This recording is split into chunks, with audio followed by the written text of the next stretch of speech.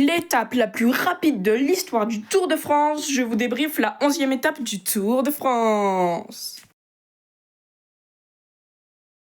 L'échappée de 4 coureurs s'est formée, avec les deux Français Julian Alaphilippe et Mathis Lebert, mais avec aussi Nelson Oliveira et le Norvégien Anton Charmik. Ils se sont malheureusement fait rattraper par le peloton. Et l'arrivée s'est jouée au sprint. Le meilleur résultat de ce début du Tour de France pour le sprinter belge Jasper Philipsen qui vient chercher la 3e place. Olaf Koy vient chercher la 2e place. Et c'est la surprise Søren Warenskjold qui s'offre cette 11e étape du Tour de France. Il n'y a eu aucun changement au classement général.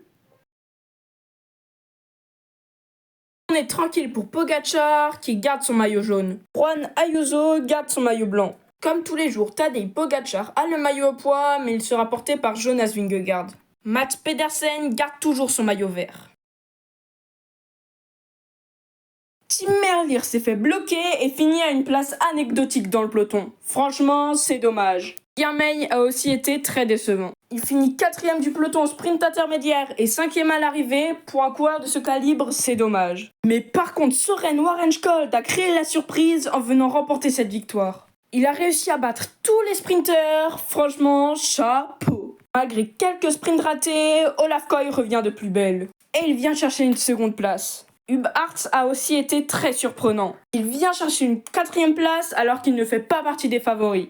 À demain pour la 12e étape du Tour de France.